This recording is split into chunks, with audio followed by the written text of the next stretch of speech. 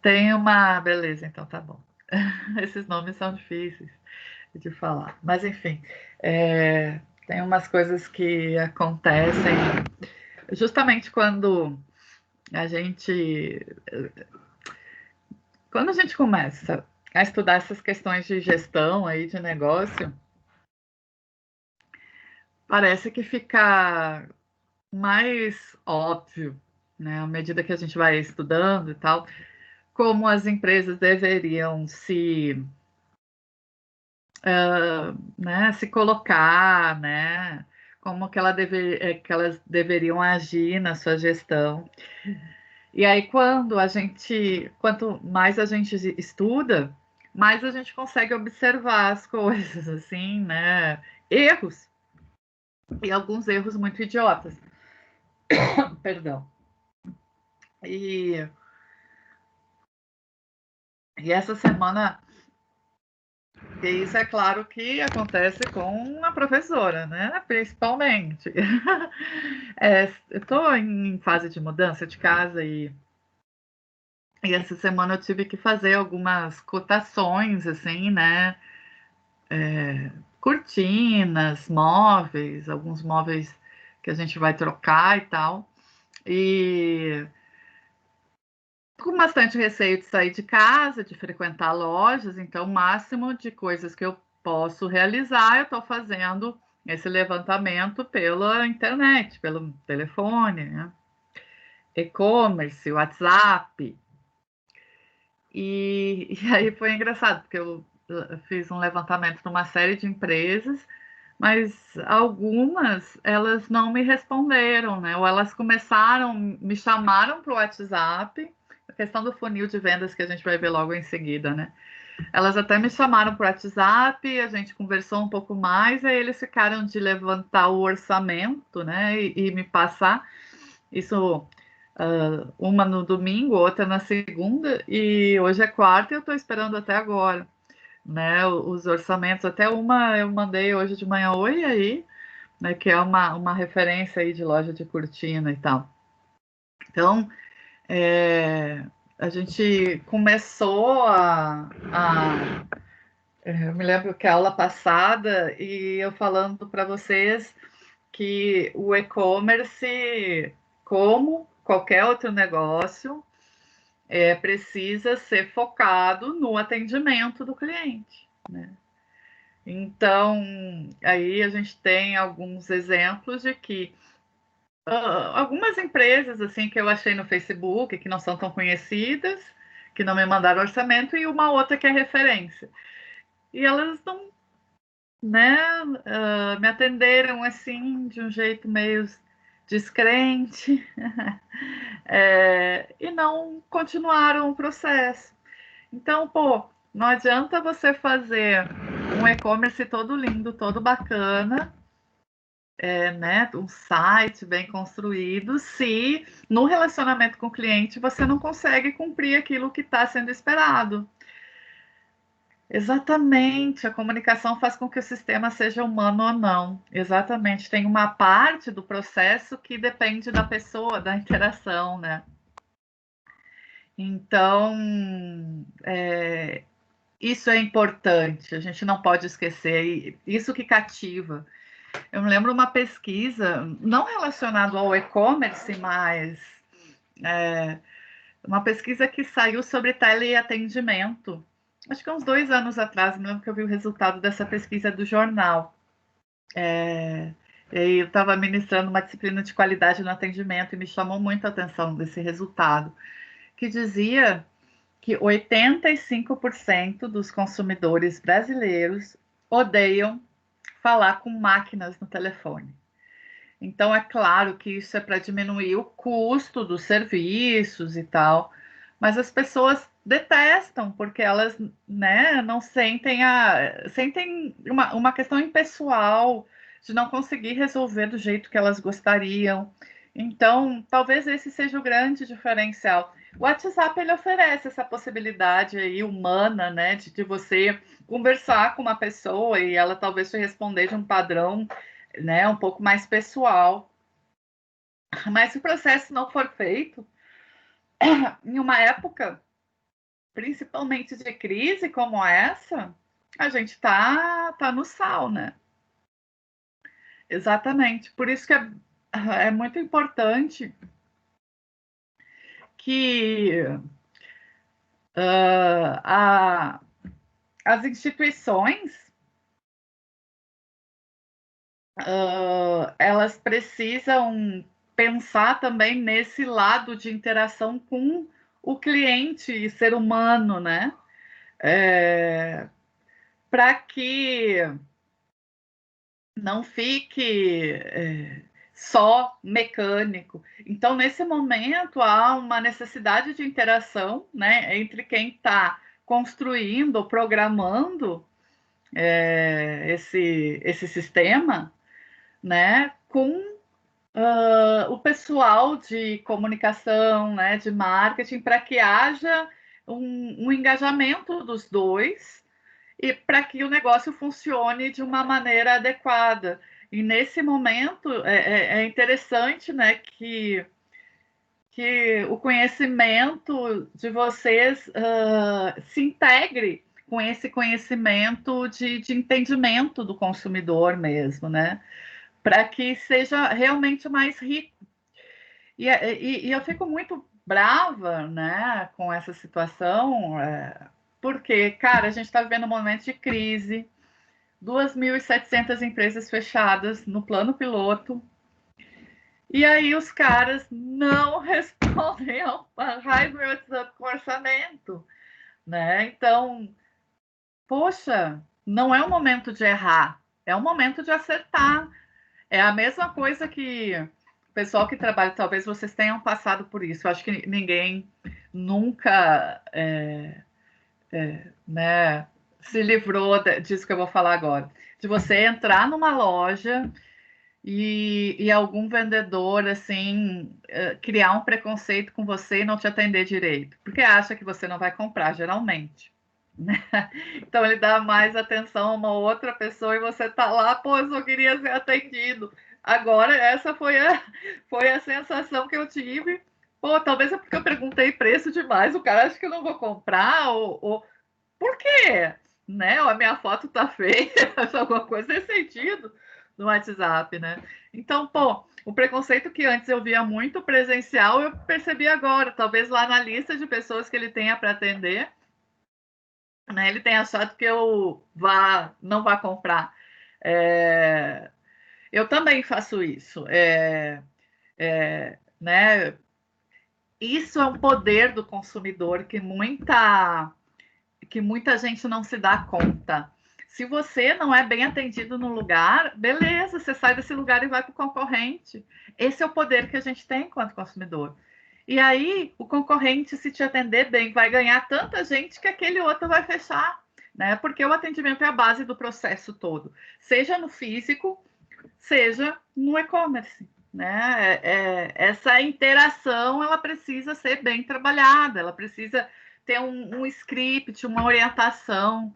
Isso também tem relação com o pessoal de recursos humanos, que se não orienta, não ensina, né, quais são os valores da empresa, como que ela, né, como que deve ser o atendimento do cliente, o sujeito vai fazer do jeito dele. Isso nem sempre é o desejo da empresa, né? Por isso que é preciso alguns padrões e orientações para o atendimento, né? Então, desculpa o desabafo da professora, que eu fiquei muito brava, mas que tem, né, de certa forma, tem muito a ver com isso que a gente começou a falar, principalmente na semana passada.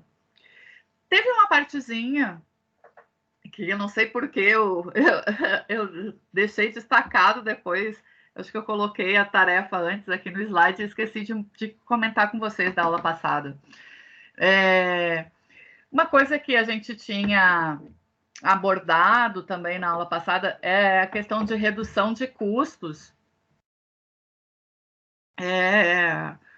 por conta do e-commerce, né? Por conta, muitas vezes, do estoque que a gente consegue dirimir, né? Primeiro porque nem sempre, como a gente viu, tem empresas que são só virtuais. Então, esse gerenciamento de estoque, ele pode trazer uma certa economia para a empresa, porque ela não precisa necessariamente ter uma sede para o seu estoque dela mesma, né? Um local próprio onde ela vai guardar suas coisas para entregar à medida que forem sendo compradas. Isso é uma possibilidade super real, muitas empresas têm. Elas ficam super. As empresas que trabalham com local próprio para o seu estoque, elas ficam super.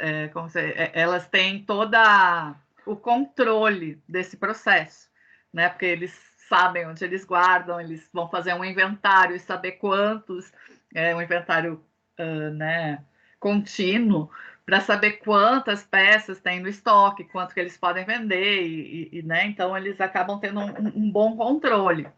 Porém, isso pode custar caro, né? Porque primeiro você vai comprar esse espaço ou você vai alugar um depósito. E se você for comprar ou alugar, você vai precisar de funcionários lá, você vai ter que pagar luz, você vai ter que pagar aluguel, condomínio, né, o próprio custo do imóvel, que são gastos importantes que vão influenciar no preço do produto. Tem outras possibilidades também, né? Para quem curte aquele seriado lá, putz, eu esqueci o nome. Nossa, meu marido é muito viciado do leilão lá, self-storage, que os caras leiloam lá uns depósitos que ficaram abandonados, né? Depois de um certo tempo, que não pagaram. Então, esse é um bom exemplo. Que são containers ou espaços, né? Que se alugam. Então, você não precisa ir lá e comprar o seu super depósito. Você aluga, né? Uma porta lá, né? Que pode ser o tamanho do container, depende. Então, se eu for vender uma quantidade menor de produto, ou então produtos que são pequenos, sei lá, bijuterias, e bijuterias muitas vezes consegue guardar em casa, mas camisetas, né? Então eu consigo diminuir esse espaço, eu não preciso de um depósito tão grande, eu vou pagar isso mensalmente. Eu tenho uma referência de custo de Brasília, de um aqui no CIA, eu estou perto do CIA, né? Aqui do CIA, que é em torno de R$ 700 por mês, um depósito pequeno. Né? Isso vai, claro, vai inserir, né, no custo do negócio, no custo do produto. Eu me lembro de outro que tem na 514 Sul também. Então, são possibilidades. A gente vê, inclusive, saindo da questão de estoque, mas muitas empresas aqui em Brasília precisaram fechar. Fechar porque fecharam, ou porque resolveram migrar para home office e fechar escritório. E aí, alguns profissionais resolveram alugar isso para o tempo dessa pandemia, para guardarem os móveis do escritório para o dia que que a situação estiver melhor, que o custo do depósito é menor que o custo do aluguel, né, de um escritório. Então, são algumas possibilidades que vêm com isso. Outras também, que é muito comum, assim, nesses grandes varejistas, Netshoes, enfim. Cross-docking, né, que são, a gente chama na logística just in time. O cara não tem estoque. Que ele venda lá o que ele quiser, ele não tem estoque. Ele compra à medida que a compra foi realizada no site. Então, eu vendo tênis, mas eu não tenho os tênis guardados, nem no meu local próprio, nem nesses depósitos. À medida que o cara vai lá e clica no comprado e confirma, esse site, ele vai comprar do fornecedor dele e ele vai gerir só a entrega. Então, o lojista fica responsável pela gestão da venda, mas não pelo estoque. Ele só compra aquilo que ele vendeu. Exato, exato. Comum em loja de imóveis. Não necessariamente eu preciso ter todo esse estoque na loja de imóveis, o que é interessante muitas vezes, mas insere no custo. Né? Então, à medida que o sujeito compra, que o cliente compra, é que o site vai realizar a compra de seu fornecedor e a partir daí que ele vai realizar toda a logística de entrega. É econômico, isso vai fazer com que o produto fique mais barato para o consumidor, inclusive, então vai ter uma vantagem competitiva interessante, pero precisa ter uma interação boa com o fornecedor, né? Precisa confiar realmente que esse cara vai te entregar o produto, porque foi você que vendeu. E também precisa ter um relacionamento bacana com a distribuidora, né? Vendo que ontem, acho, ontem, ai, desculpa meu cachorro aí, o Manolo tá louco. Deve estar passando lixeiro, ele fica doidão. A, o correio entrou em greve, né? Então, todos esses processos aí que eram intermediados pelo correio, a gente até tinha falado da desvantagem do e-commerce, vão sofrer um pouquinho com isso, porque o consumidor tá nem aí. Você me prometeu 5 dias, é seu que o correio parou. Você vai ter que, né? Então, o consumidor não está interessado, ele está interessado naquilo que foi prometido, né? Então, se o correio entrou em greve, quem vai ter que arcar com isso é a empresa que está utilizando os correios para distribuir. Então, é um processo bastante complexo. Então, eu mostrei para vocês aqui 3 possibilidades de estoque, né, de gerenciar o estoque no e-commerce. Né? Aí vai precisar saber qual que combina melhor com a sua empresa, com o tipo de produto que você vende, com a forma que o público... Por exemplo, o público é focado em preço mais baixo. Então, eu não vou encarecer o meu produto, eu vou ter que criar alternativas mais baixas. Mas se o meu público não for tão sensível a preço, talvez seja interessante eu ter o meu local ou eu locar isso, né? Então, esses conhecimentos de marketing aí que eu trago para vocês, o marketing é muito longe de ser uma ciência exata, nem uma ciência, mas ele também não é exato. Né? 2 e 2 não são 4 para o marketing, tudo depende do tipo de produto, de serviço que a gente está oferecendo e também da forma como o público... É verdade. A forma como o público prefere, né? Tem um comportamento de preferência nos produtos e serviços que a gente vende. João Marcelo, sem problema. Se é por comida, a professora não se importa, tá bom? Que você chegue atrasado. Estou gravando a aula e depois você pega do comecinho. Gente, hoje a gente começa o assunto de marketing propriamente dito. Eu dei essa visão inicial do que é e-commerce, né, de como funciona o processo. Agora a gente vai trabalhar hoje e semana que vem marketing. Depois a gente vai trabalhar o marketing digital e aí a gente vai fazer algumas comparações com o e-commerce, né? Esse vai ser mais ou menos o caminho que a gente vai trabalhando. Então, hoje na nossa aula a gente vai interagir por conta desses conhecimentos que a gente vai construir juntos aí de marketing. É importante que vocês tenham, que vocês participem, porque os exemplos que vocês trazem fazem com que o entendimento dos conceitos de marketing fiquem mais fácil. Vocês me deem apenas um segundo aqui que cai o negócio. Peraí.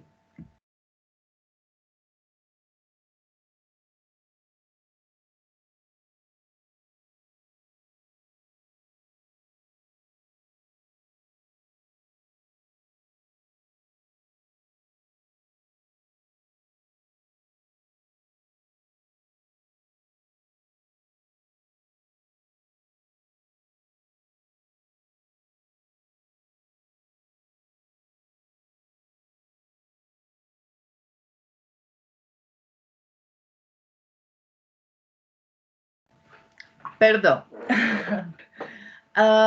Iniciando, né, essa visita aí no conceito de marketing, primeiramente, o marketing ele não tem uma tradução literal, né? Se a gente tentar traduzir a palavra marketing, a gente não consegue, porque marketing, mercado, né? E o ING, o gerúndio, ação, né? De acontecer alguma coisa. Então, se a gente tentasse traduzir literalmente, seria mercadando, né? A gente pode entender como mercado em ação.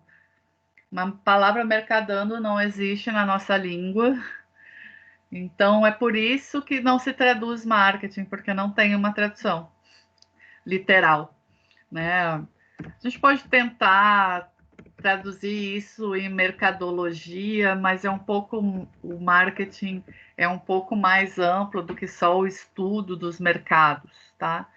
Então, simplesmente se usa o termo marketing porque não há uma tradução. E o cara que se forma ou que trabalha nessa área, ele se chama profissional de marketing. Há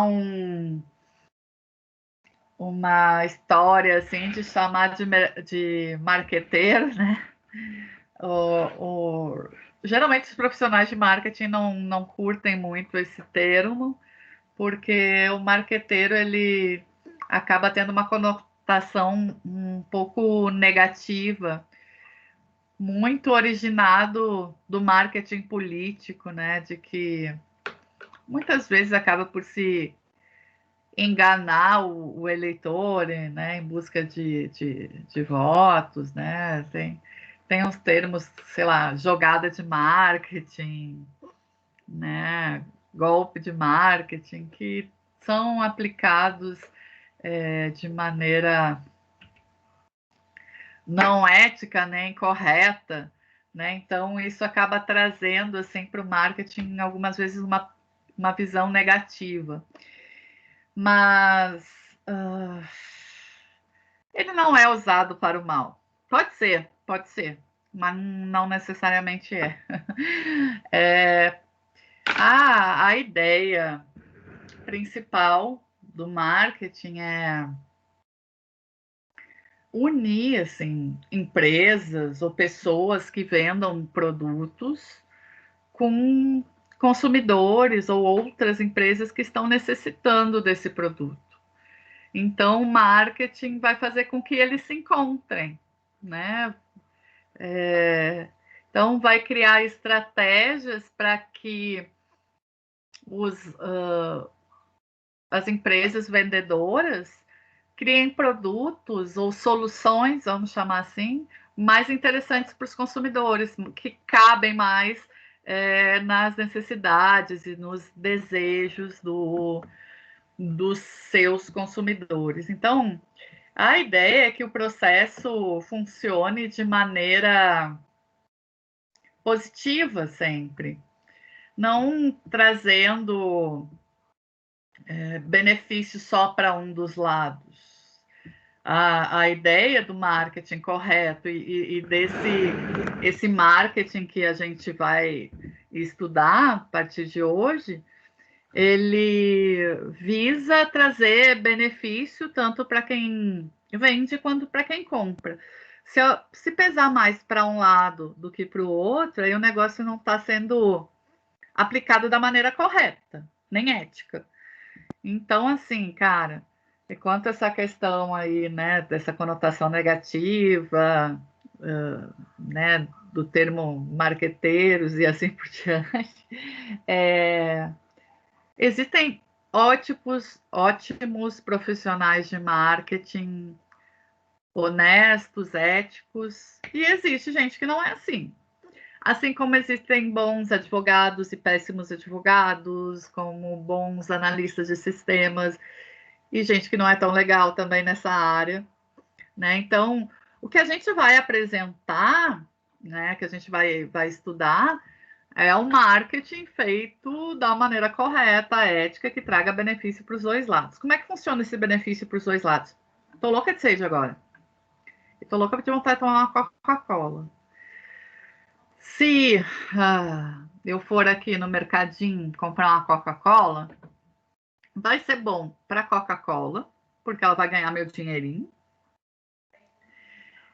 E vai ser bom para mim, que estou satisfazendo um desejo, né? Que a água nem o meu chimarrão aqui estão me satisfazendo, sabe? No desejo de Coca-Cola mesmo. Então vai ser bom para os dois lados. Um porque ganha grana e para o outro porque tem aquilo que queria. É mais ou menos por aí que a gente vai seguir. Um dos conceitos mais importantes de quando. Ah, tem uma coisinha que eu queria falar antes desse conceito de segmentação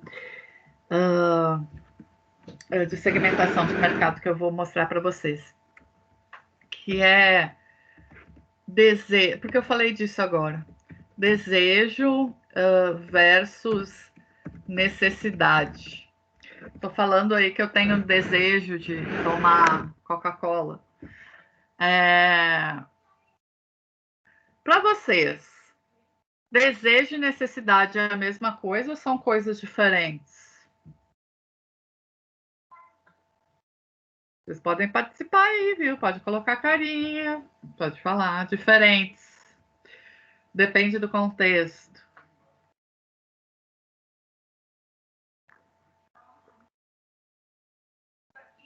São duas coisas diferentes. O desejo pode ser uma necessidade. Ótimo. A necessidade, ela se origina. Não, o desejo se origina de uma necessidade. Eles são realmente diferentes, que nem o Daniel e o Manuel falaram aqui. Desejo é aquilo que a gente gostaria de ter. Estou escrevendo no chat, né? Gostaríamos de ter, mas que não necessariamente é necessário. Não necessariamente é necessário. Não é uma coisa necessária. A gente gostaria de ter, mas não é necessário para a sobrevivência do sujeito. Exemplo. Olha só, o que, que mata a sede de um ser humano? Água. Água é necessária. Se a gente ficar lá 48 horas, 36 horas sem tomar água, a gente morre. Tem muitos casos de pessoas que ficam um tempão assim num acidente, sei lá, soterradas, né? Elas aguentam ficar sem comer. A gente tem até algumas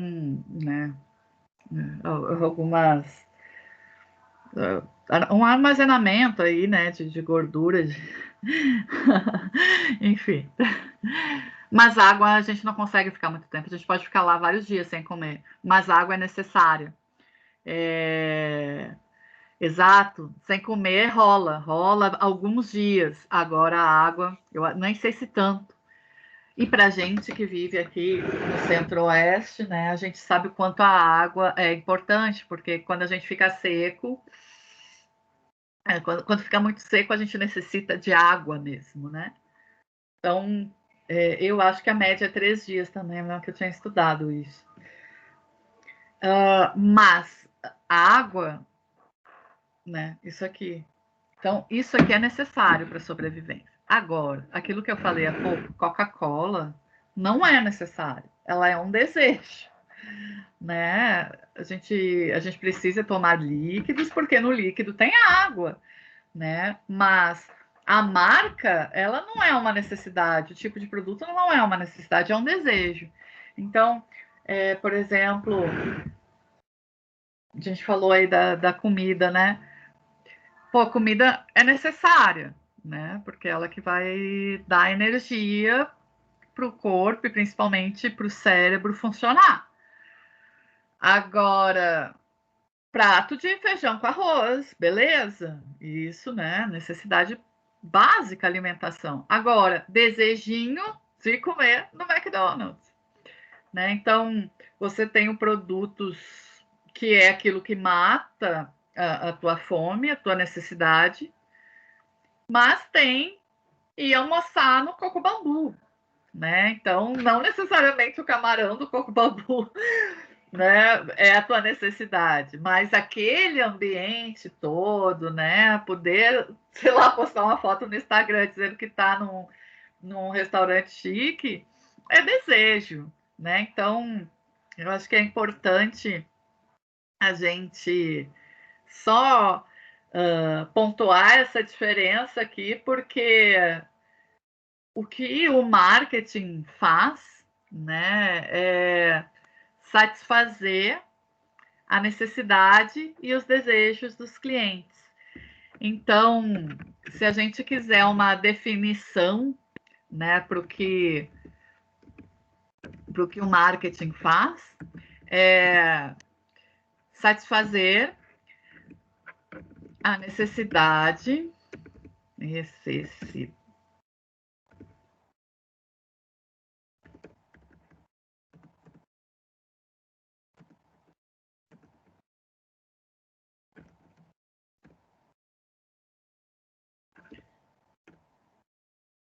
escrevi errado, consumidores. Então, essa é uma definição do Philip Kotler, que é o cara que começou a pensar o marketing, né? Ele é referência de marketing que a gente traz. Tem até o livro dele, é a grande referência, administração de marketing, aí está na nossa bibliografia, quem quiser aprofundar os conhecimentos nessa área, é a grande referência que a gente tem. Mas o Philip Kotler, ele traz isso como uma definição. Por quê? A gente precisa entender o que o consumidor precisa ou deseja para que a gente consiga adaptar o nosso negócio aos desejos e às necessidades do público. Muitas vezes, antes, assim, o empresário, e eu atendo a alguns empresários, né, quando eu faço planejamento de marketing, alguns empresários aqui do DF, micro e pequenos, o cara cria um negócio que ele acha que é legal, ou ele cria um produto que ele inventou e que pode ser legal, mas é legal do ponto de vista dele. Agora precisa saber se o público também acha legal e interessante, né?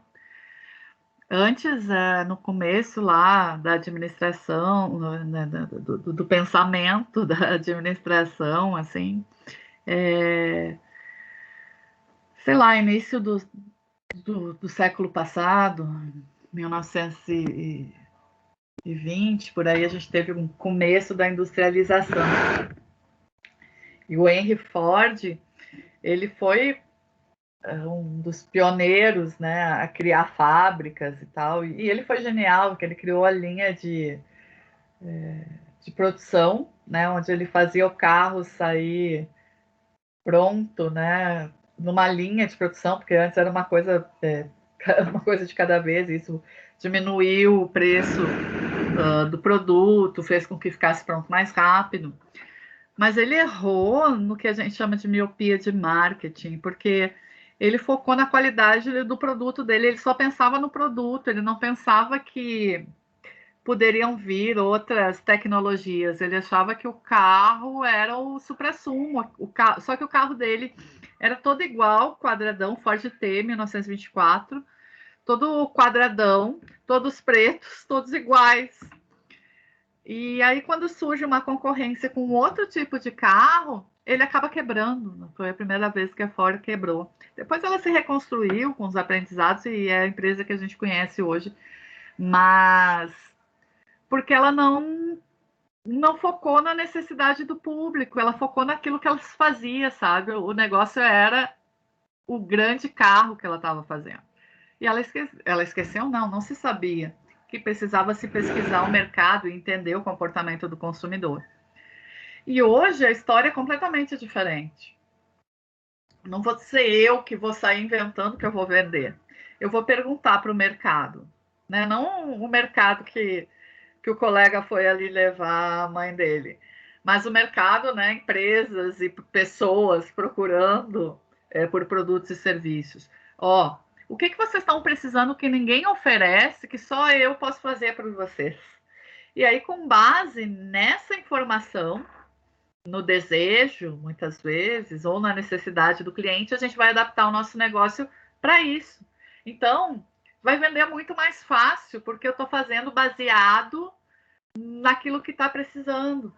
Então, agora, os carros, eles passam por diversas pesquisas para saber como ele vai ser construído com base naquilo que está precisando. Então, se é um... Eu lembro do Fox, que ele foi todo construído conforme a opinião do público. Então, tinha muita gente que não cabia dentro do carro. Então, fizeram um carro maior, mais alto, né? Com um monte de porta-trecos para se colocar um monte de coisa, que hoje a gente tem que levar celular, tem que levar isso aqui, chave, tananã, e aí tem porta-treco para tudo, né? As cores que são mais atraentes para o público-alvo. Então, o produto se vende de uma maneira mais fácil, né? Então, essa diferenciação baseada no conhecimento dos desejos e das necessidades do cliente acaba sendo um importante atrativo para que se venda mais. Agora, a gente entra nesse segundo tema aqui do marketing, que é a segmentação de mercado. O que é segmentação de mercado? É o público para o qual o meu produto está direcionado. Então, não é porque eu vendo mais produto, eu coloco mais produto no mercado que todo mundo vai querer o meu produto. Eu utilizei o exemplo da Coca-Cola agora. A Coca-Cola ela vem perdendo o mercado. Por quê? As pessoas estão se interessando menos por refrigerante. As pessoas estão mais... têm muito acesso a conhecimento, então as pessoas estão sabendo que esse excesso de açúcar não é tão bom, né? Que esse tanto de coisa artificial não faz bem a longo prazo, ou até a curto prazo, engorda. Então, as pessoas estão procurando alternativas mais saudáveis. Água, suco, chá. Até a própria fábrica da Coca-Cola já tá, né, faz esses outros tipos de produto. Mas não é porque eu coloco um monte de Coca-Cola no mercado que todo mundo vai tomar Coca-Cola. Tem gente que não gosta de Coca-Cola. Tem gente que prefere Guaraná. Tem gente que prefere suco. Tem gente que prefere água. Para tudo isso, a Coca-Cola tem alternativas. Mas estou falando do produto Coca-Cola, aquele refrigerante maravilhoso, escuro. Então, assim, as pessoas gostam, têm preferências, têm comportamentos, têm hábitos diferentes. Então, a gente precisa saber quem é o nosso público-alvo, para quem que eu vou... eu também, João, eu não confio. Eu acho que assim, ó, quem prefere Guaraná ou Fanta, ou pior ainda, Fanta uva. Não, o negócio é Coca-Cola aqui. Aquelas polêmicas, né? Todd ou Nescau, Coca-Cola ou Guaraná.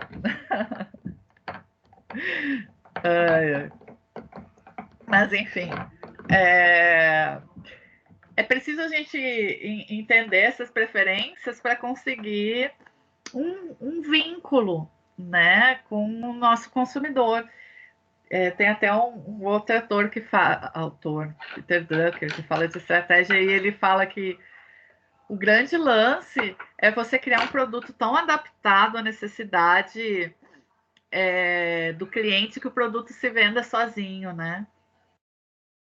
Então, a gente precisa fazer esse entendimento para fazer com que o cara se torne tão fã daquele produto que ele não tente pesquisar ou conhecer outro, né? E essa ação gera uma certa fidelidade e assim por diante. Sabendo que nem todo mundo gosta de tudo, nem todo mundo gosta de Coca, nem todo mundo gosta de Guaraná, alguns gostam de Pepsi ou água de coco.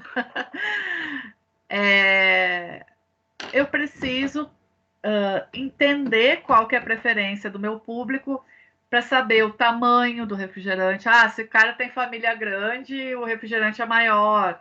Se é para o consumo em casa, pode ser menor. Né? Se é para levar dentro da lancheirinha da criança, tem... Ai, criança nem devia tomar refri, mas tem pitulinha. Né? Então, tudo isso é conhecendo o segmento de mercado que a gente vai trabalhar. E não só o tipo do produto, o sabor do produto, né? Tamanho, enfim. A gente precisa entender quanto que esse público tem para pagar pelo nosso produto. Ou seja, tem alguns públicos que são mais sensíveis a preço, porque são de uma classe social mais baixa, tem outros que não estão nem aí para preço, então são produtos de extremo luxo que trazem status e tal, né? Tem produtos que são para o gênero feminino, outros para o gênero masculino, outros são unissex, né? Tem para criança, para adulto, tem para empresa, tem para pequena empresa ou grande empresa. Então, tudo isso vai variar, né? O próprio preço, a forma de entrega. A gente tinha falado aí, como que o estoque interfere no preço. Então, tudo isso precisa ser pensado. O sujeito gosta de receber o seu produto rápido, ele gosta de ele buscar, ele gosta que chegue na casa dele, né? Como que ele prefere comprar? Pelo aplicativo, ir na loja? Então, a gente precisa pensar todas essas soluções para ficar conforme a característica do público-alvo, né? O que é um segmento de mercado? É o público-alvo que a gente está direcionando.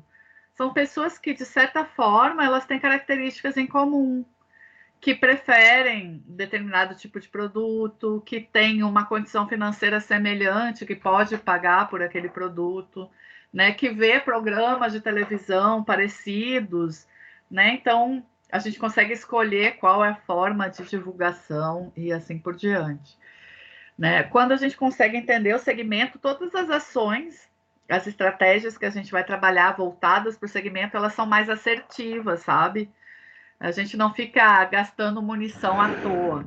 Então, por exemplo, se eu vou vender Ferrari em Brasília, não adianta eu pegar um pessoal para distribuir panfleto lá na frente do Pátio Brasil para fazer divulgação de uma Ferrari que custa $500.000, sei lá.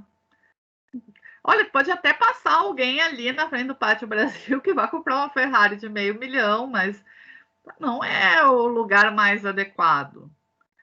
Mas talvez, se eu tiver um restaurante no setor comercial sul e na hora do almoço eu distribuir panfleto na frente do Pátio Brasil, isso possa surtir efeito.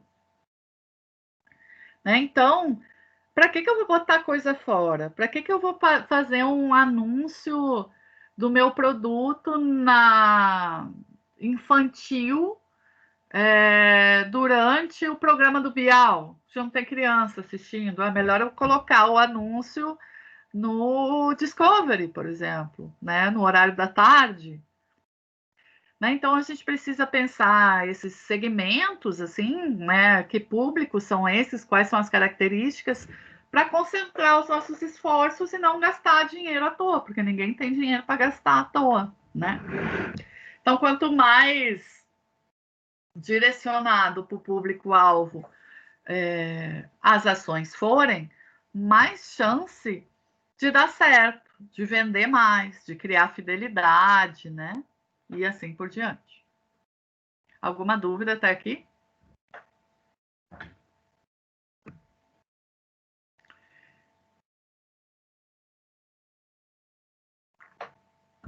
Concorrência. Quando a gente começa a se aprofundar na concorrência, a gente costuma a se deparar, a gente costuma se deparar com uma concorrência muito maior do que parece que é. Porque a concorrência é todo e qualquer. Exato, João Marcelo, isso mesmo. É importante direcionar bem o que tu está vendendo para as pessoas certas, exatamente. O difícil é encontrar essas pessoas certas, mas é bem por aí, né? As pessoas certas são o público-alvo.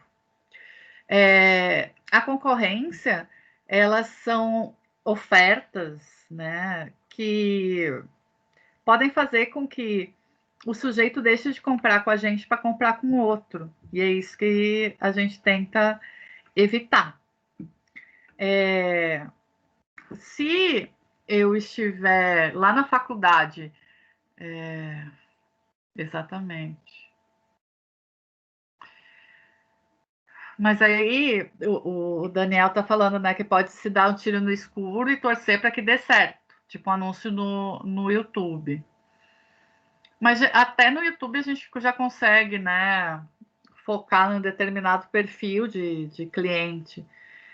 Mas esse chute no escuro ele pode custar muito caro. Às vezes você pode fazer um anúncio num blog que a galera segue, né? E acaba sendo mais efetivo do que fazer no YouTube. A gente vai ter uma aula especial sobre essa pegada de marketing de influência, de influenciadores, assim, mas eu acho que tem um pouco a ver com isso que o Daniel está falando aí. Sei lá, acho que um dos caras que tem mais seguidores no Brasil é o Whindersson Nunes. Eu posso contratar o Whindersson Nunes por uma fábula para que ele divulgue meus produtos de bijuteria, de prata. Ele vai falar e muita gente vai ver isso, mas talvez não seja o público-alvo. Então, eu vou gastar uma grana muito alta, né, para que ele fale sobre o meu produto, apareça lá usando colar de prata e tal. Mas talvez, se eu fizer esse anúncio com um influenciador ou uma influenciadora local, por exemplo, se eu de Brasília, né? Só vendo para Brasília, e aí pego o Whindersson Nunes para fazer a minha divulgação, ele vai divulgar para o país inteiro, para os seguidores que ele tem fora do país. Posso até fazer algumas vendas, mas se eu pegar uma influenciadora daqui, que tem um monte de seguidores que curtem beleza, tal, pode ser que isso seja muito mais efetivo e vai custar muito menos, né? Então, o tiro no escuro, aí, como o Daniel falou, ele é muito arriscado, porque as empresas têm que evitar ao máximo o erro que custe dinheiro, né? Então, por isso que é tão importante a gente ser assertivo nas estratégias, para conseguir fazer com que o dinheiro que a gente vista em marketing, em comunicação, ele volte, né? Não seja perdido.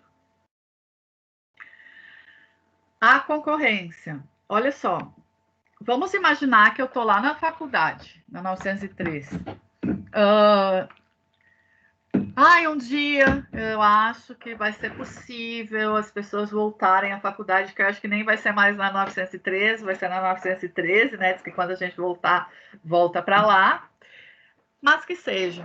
Se eu estiver saindo da 903 com meus colegas, ai, que saudade que me deu dessa situação. E aí fala, galera, vamos comer uma pizza ali.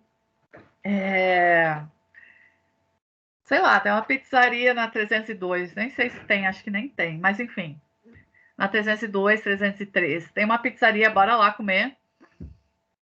E aí, isso na sexta-feira, eu só tenho cinquentão para passar o final de semana. Rica? Não, tô rica, 50 para passar o final de semana. E qual é a concorrência da pizzaria da 302? Me fala aí.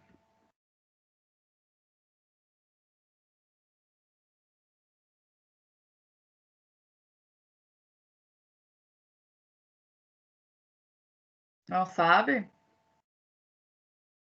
Alguém arrisca? Outras pizzarias da região. Beleza. Então tá, não precisa conhecer o nome da pizzaria, nada, mas. Então, uma pizzaria que fique na 305 Sul, pode ser. Na mesma quadra, pode ser. Pode. Da mesma quadra e região.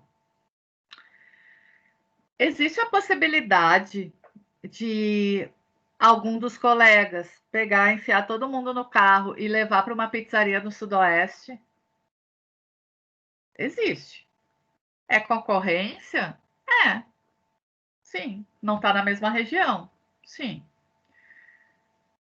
Existe a possibilidade de um dos colegas ter uma casa, sexta-feira de tarde, uma casa com piscina, e dizer: bora lá para minha casa todo mundo, que a gente chama uma pizza.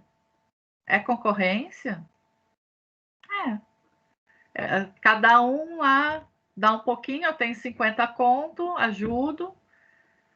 Não sei, tem alguém na turma que possa levar todo mundo para quando acabar a pandemia. Leva a professora também para comer pizza e tomar Coca-Cola, tá? Sim, beleza. Com meus 50.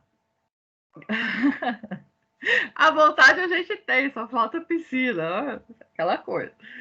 Tá, beleza. Tudo bem. Então a gente já viu que a concorrência aí pode ser na quadra, pode ser no outro lugar, no outro bairro, pode ser pizza delivery. Ok. Aí, algum colega, se tiver algum colega gaúcho, provavelmente vai dizer assim: velho, não, pizza não, vamos comer um churrasco. Tem uma churrascaria ali que é 40 conto com refri, vai dar 50. Aí a galera, ó, beleza, vamos lá, vamos atrás. Mas bah, vamos comer um churra. Aí vai todo mundo pra lá. Então, peraí, era 50 conto para gastar na pizza, agora já tá comendo churrasco. Então, o churrasco pode ser concorrência da pizza? Pode. Eu tinha 50 conto, eu gasto com pizza, eu gasto com churrasco. Ou eu gasto com McDonald's. Ou então, eu vou no cinema com boy, com a menina, né? Porque só tem uma menina além de mim aqui, parece. Bom, eu vou no cinema e compro pipoca. Com 50 conto também dá. Então, veja, a concorrência é um pouco maior do que a gente está acostumado a pensar.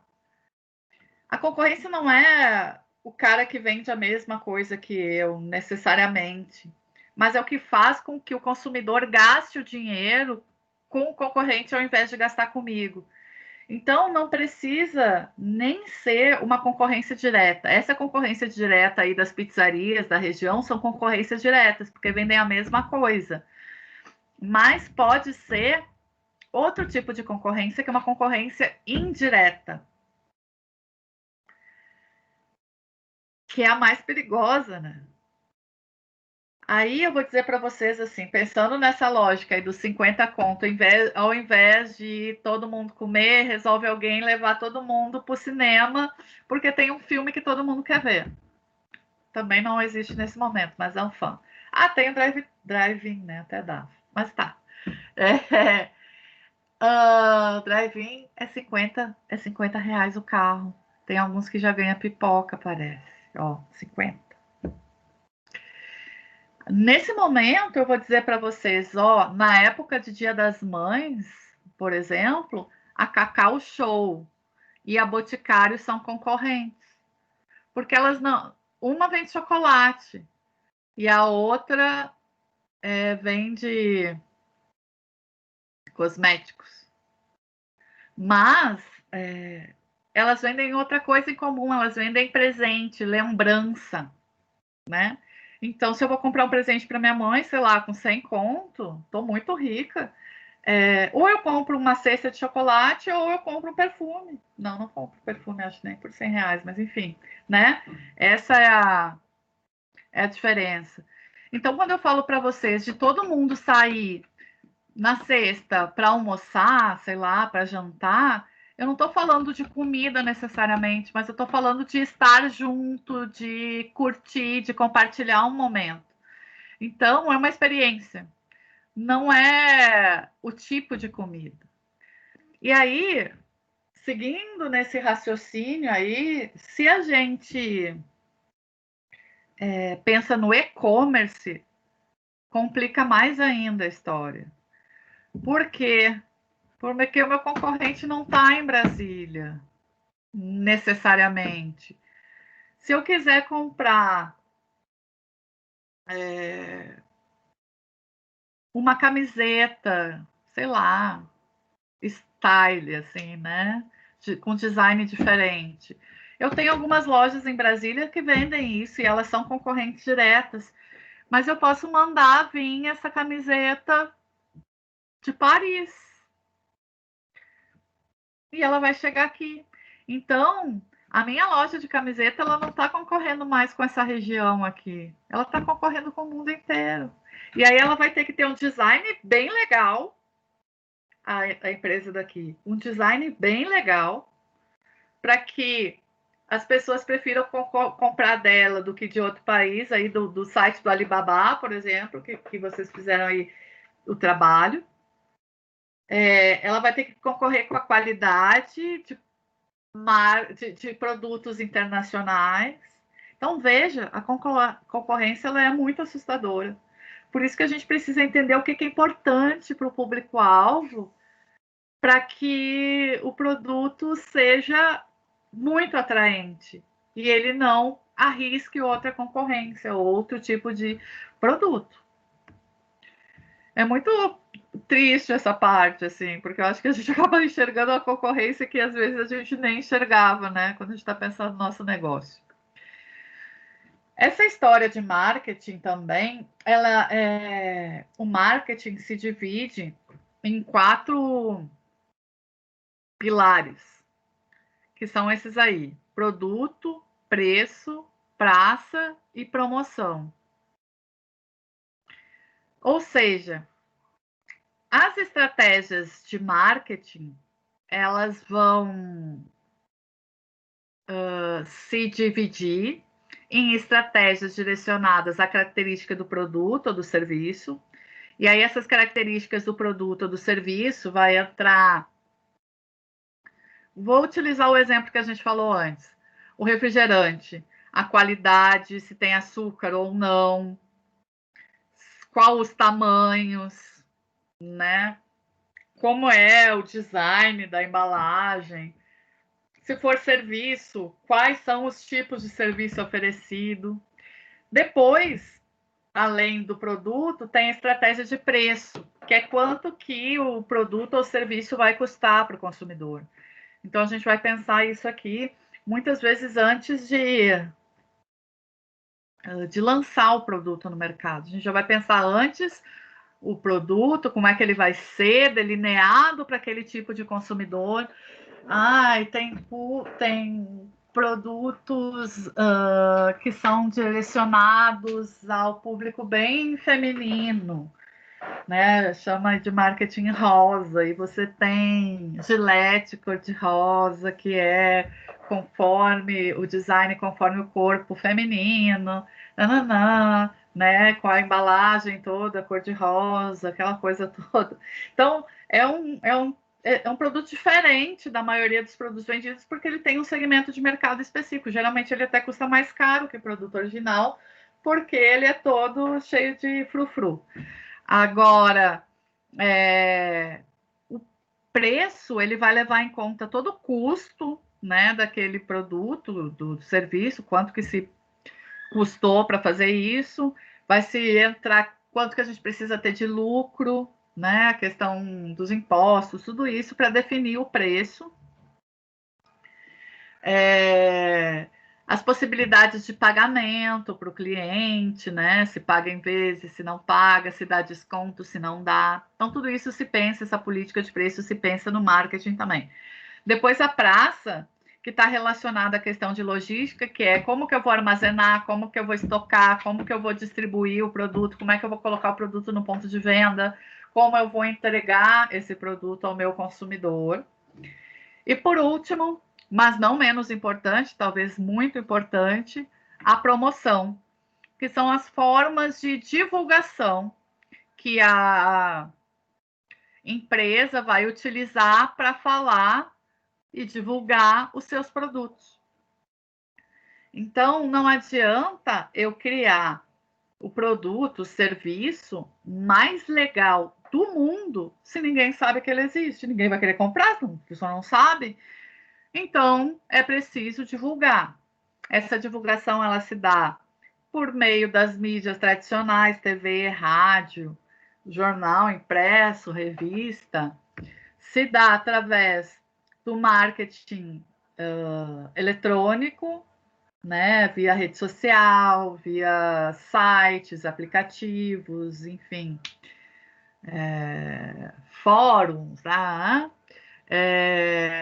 Pode ser serviço de atendimento ao cliente, já que a gente está falando, né, começamos a aula eu fazendo o meu desabafo, né, sobre o mau atendimento, então serviço de atendimento ao cliente, o site, tudo isso entra na forma de divulgar a marca.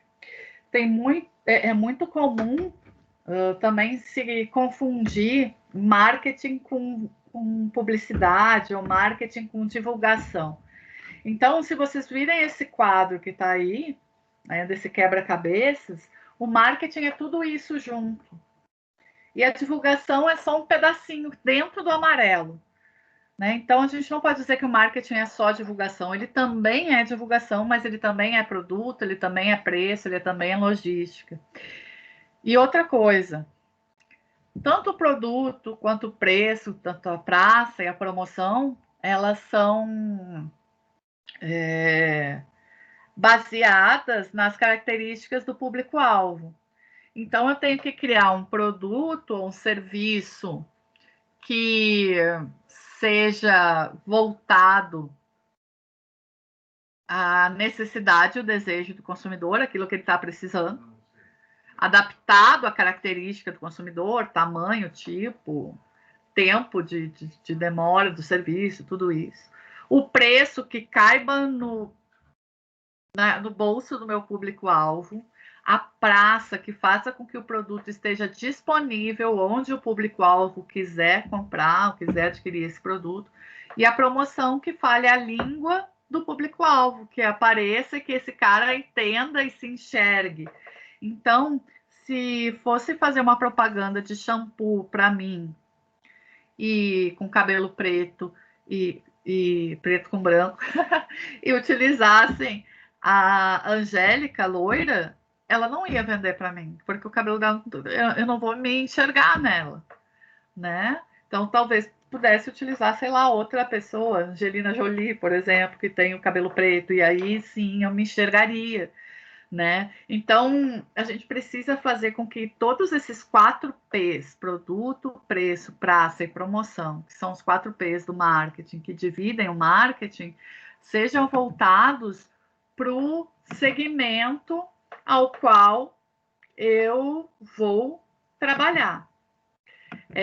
Aqui a gente tem tudo isso que eu mostrei para vocês. Aqui a gente teve hoje nessa aula alguns conceitos bastante importantes de marketing. Eu quero saber se há alguma dúvida, alguma consideração.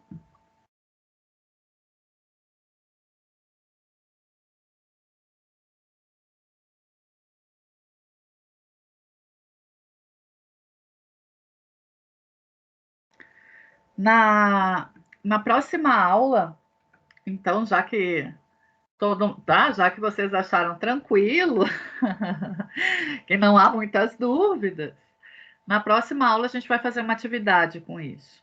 A gente vai fazer uma atividade para ver como que o marketing se coloca, né? Como que a gente percebe isso, enfim. Então, não percam a próxima aula, porque na próxima aula terá uma atividade valendo um pontinho, tá bom? Vou anotar aqui o nome dos presentes já para colocar na chamada.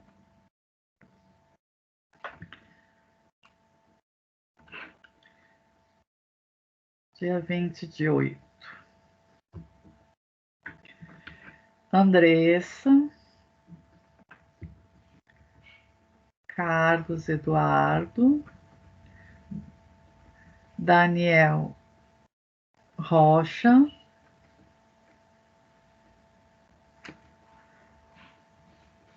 Daniel Vitaro, Emanuel, Jefferson,